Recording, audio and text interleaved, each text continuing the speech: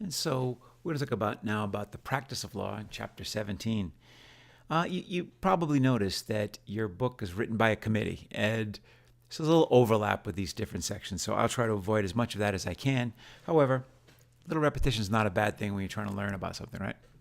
So, client needs a lawyer, so we need to form a lawyer-client relationship. And the book talks about the myriad ways that could happen.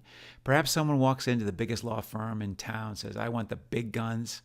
Let me just walk in there." And you probably, has anybody ever watched The Sopranos?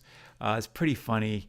It's like an old story, but I love the way it happened on The Sopranos, where a guy walked into, Tony Soprano was worried about getting the best divorce lawyer in town, and so he went into every single office of all the best attorneys and gave them enough information so that they would have conflicts if they tried to represent his wife. He tried to ruin it for her so that she couldn't get any good lawyers. Anyway, formation of a lawyer-client relationship could be walking in off the street, could be response to an ad, however they meet.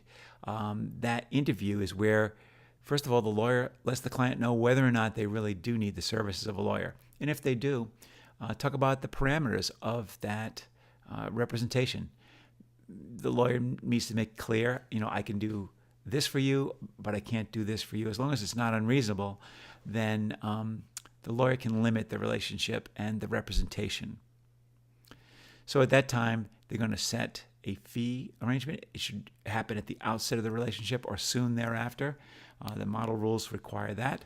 And so starting a new lawyer-client relationship usually is because someone has some sort of problem. There are, of course, people who want to have a great thing going on. They want to adopt a child, and it's very happy. It's very few happy legal issues, right? That's one of them. Or you're buying a house, maybe you need representation or something like that. Buying a business can be happy, but there's even all those things can get rather contentious as well. You know what I forgot to say about contingency fee agreements? This is really the wrong place to put it. But we talked about contingency fee agreements. You can't get them for most family law issues. Like if you're getting a divorce, you can't eat what you kill with a divorce. The idea is you don't want to rend families apart. You can't do that. And you can't use a contingency fee basis for a criminal case either, because you're not going to do 1/3 of the time for your client, right? No, but you can't have the payment contingent on the outcome. I'll pay you $20,000 if you win and nothing if you lose. You can't do that with criminal trials, or even $5,000 if you lose. You have to just set a fee and stick with it. I digress. So you're forming it. Then it's time for case analysis, planning, and preparation. And this is really, a lot of work here where we actually have to plan our strategy. What kind of case is this? Like we've talked about torts, we've talked about within torts, we've talked about battery, we've talked about all sorts of things. Sorry about that. But people don't come in and say, lawyer, I have a battery I need I need to sue someone for. They're going to come in with a fact scenario. And it might include multiple issues. It could include a battery, negligence, and a contracts issue that arose out of some fraudulent practice. So there could be a lot going on there. And so it's up to the lawyer to sort out the legal issues and plan exactly what's going to happen. Most cases, most conflicts, of course, do not go to court. So hopefully we can take care of everything before it ever gets to that level. I practiced in a big firm, and I bounced around my first couple of years so I could see which area of the law I wanted to work with. And in certain departments, going to court was, you admitted you have lost for your client because it's going to be expensive. Nobody wins in some of these cases. So you want to plan and prepare what you're going to do. Here comes the jet engine again. Now let's just say you are going to be taking this to court. Well, the next thing is something called formal discovery. And formal discovery, I mentioned a little bit before when I was discussing professional responsibility. It's out-of-court gathering of evidence. So a popular one is called taking a deposition. You're swearing someone in and you're taking testimony outside of the courtroom. they still have a duty not to perjure themselves, to be honest, but it's outside the presence of a judge. And I think your book here talks about sometimes lawyers, when they're not being supervised, they get really kind of like jerkish. And if you YouTube it, I believe it's still available. There's a couple of videos of Texas lawyers actually going at it in discovery, because they're, usually video recorded. And it's pretty embarrassing for our profession. Actually, don't go look at them. Just lower your impression of us, if that's possible. Anyway, formal discovery also includes asking for all sorts of documents and all sorts of different types of evidence that come in. Interrogatories are a set of questions you hand to the other side, and they have a duty now to answer those questions. Now, in reality, when you're doing all of this, what generally happens is we deny having to give the interrogatories. The other side has to say why we must give them, and then we relent eventually. It's like a dance. Motion practice. Oh my goodness. Motion practice is really important. Some states more important than others. In Connecticut, we do largely everything with motion practice. But the idea is, if you're being sued and you don't think the other party has a good chance to sue, there are, as you probably talked about in civil procedure with Professor Pierce, a motion for summary judgment. Even if all the evidence that the plaintiff plans to present is true, there is no legal cause of action. There's no remedy for this. And the court should give judgment for the defendant without any kind of a trial. And that really solves a lot of problems for the defendant if you can get summary judgment. And it can work for the plaintiff as well. Even if everything that the defendant says is true, there's no defense to what plaintiff's claiming, and summary judgment should be for the plaintiff. It can go either way. It can happen in a criminal trial too, a motion to dismiss. There's just no way the state could present evidence that would prove the elements of a crime. Settlement and pretrial agreements. Well, again, settlement, of course, for civil trials, and pretrial agreements can happen in criminal as well. You can go ahead and both decide that some things are just so obvious, so clear, that you agree that we will both stipulate to certain facts just to save everybody's time, because both parties are paying for their own lawyer. You probably read somewhere in here that the American system is each party pays for their own lawyer. There are some exceptions by statute, but a lot of countries have loser pays laws, and we don't have those in the United States. So sometimes it makes sense to keep things moving and to, not waste time on things that everybody agrees on. And of course, settlement is, greatest majority of cases are settled. They don't really go through the whole litigation process because litigation is expensive. But you can't settle. Then you have to prepare for trial. And this can be an enormous task. And we see lawyers getting ready to go to court are usually up for 3 days before that. There's lots going on. You have to, do investigation. You have to get all the law together, and this does include motions practice as well. Now, your book talks about case analysis, and part of going to trial is going to be organizing a case file, and organizing a case file is can be an enormous task. You're going to have all of the documents. All the relevant documents relating to the case. It's a criminal case. You can have arrest records and eyewitness reports. If it's a contracts case, you're going to have the documents themselves, and of course, you want to all the evidence that's out there that you have a potential to use, and so once you've organized the case file into all these various parts, it's time to start identifying and analyzing the legal issues. There could be as I mentioned before, a tort and a contracts issue. There could be, a mix of all sorts of various possible causes of action. And then also you need to identify and analyze the factual issues. If the facts were slightly different, or if you knew the facts, because you don't have all the facts yet, it could really change your legal analysis. So here's where often lawyers will do some investigation or hire an investigator to go ahead and find the facts we need and then to analyze the factual issues. What we call analysis in the law, legal analysis, is applying the law to the facts. So both of those are very important, identifying the legal issues and the factual issues.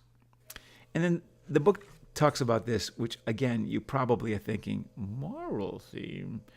Lawyers, is that something they do? And yes, of course, it is too. You want to make sure you can, convince the jury that this is the right thing to do if you're going to a jury trial. And of course, trials can be held before a jury or a judge. Some people think, if you're looking for big damages, you probably want to get it before a jury because they're more easily convinced. And there's some truth to that, although it's pretty surprising the concordance between juries and judges on the issue of damages. The juries are indeed a little bit more generous, but not always number one, and they're not that far off. Anyway, you want to have a good reason to present to the court why your client should prevail. Motions hearings. Oh, my goodness. So this is a hearing. It's not about the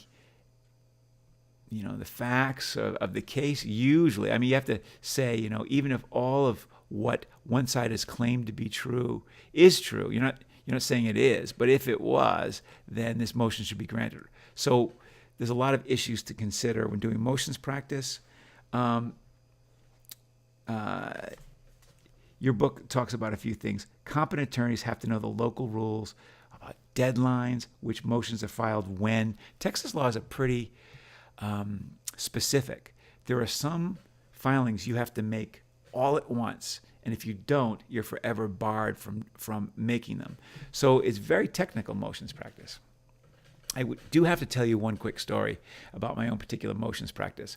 I was about 2 weeks into my law career, and the partner that was in charge of litigation sent me to the court to get the results of our written motions. And he handed me a stack of files. And I said, what am I actually doing? Because I've never seen these files before. And he said, well, you're there, and the court is going to be giving the results of the motions that they are reviewing just on the filings.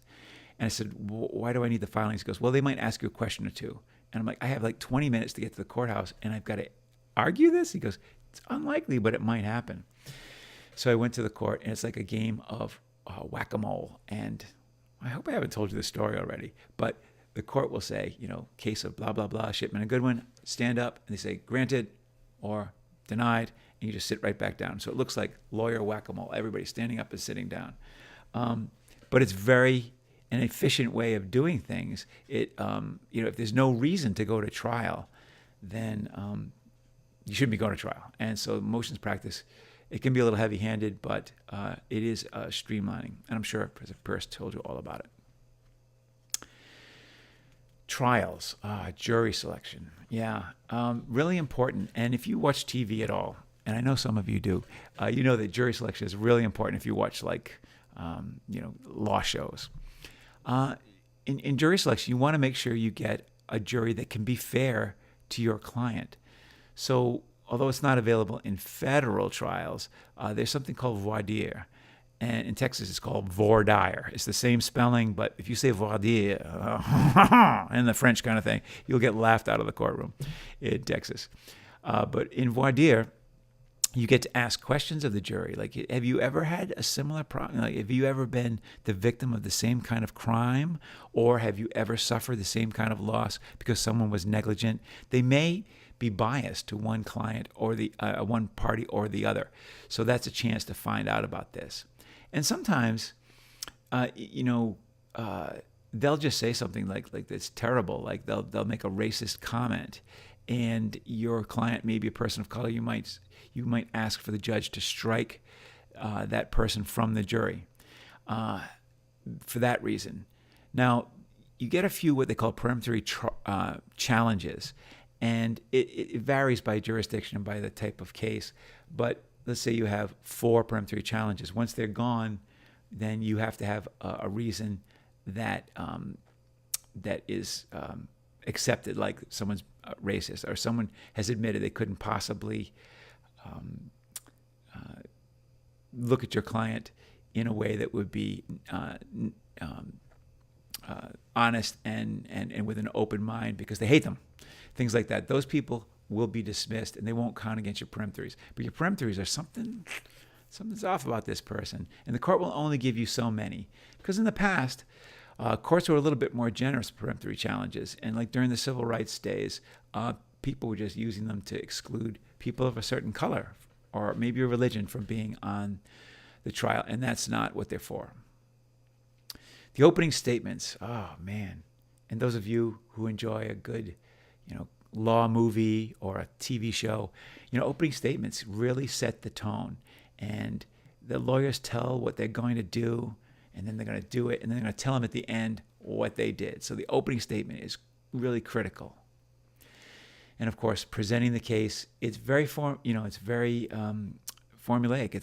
You start with all the information has to be brought in with witnesses, and there's evidentiary hearings. Oh, you can't say that; it's inadmissible hearsay, and that's the really exciting part of the case where you get the information in. Really complex cases like medical malpractice, you've got lawyers trying to get all the information that the jury needs to make a decision through the experts, and it can be quite laborious because you've got to bring jurors up to speed on complex issues of medicine. So the presenting of the case is really, you got to really have your wits about you and be very well prepared.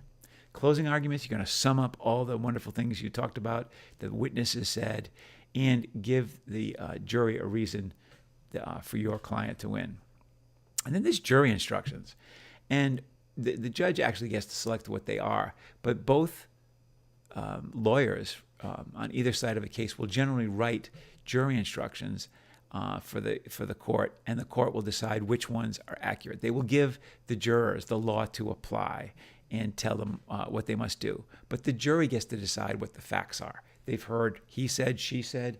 They've seen the experts argue one thing and another thing. The jury will decide the facts. And then they go out there and deliberate. And, see, sometimes they come back really quick. That's usually a good sign for one party.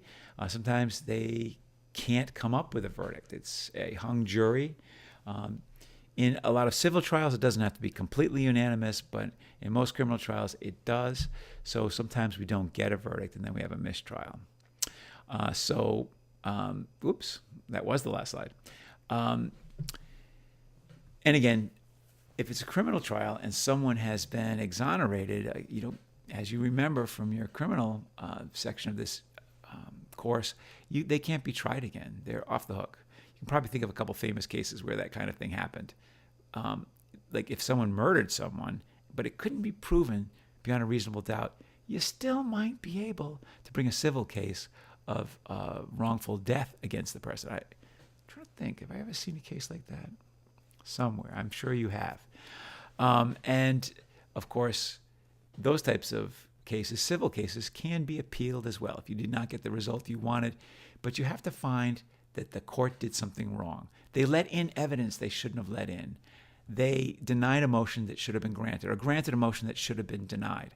And so appeals are possible from the trial, but only when the court has made some sort of an error. And then one more thing. If the jury comes up with an answer in a civil trial that the judge is like, that's preposterous. If the standard is, if no reasonable jury could come up with that answer, the court can set the verdict aside and supplant it with their own. They can also, after the close of all evidence, before they even deliberate, they could also do something where they say, we're directing the verdict. We're going to tell you what the verdict is because no reasonable jury could possibly come up with the other verdict.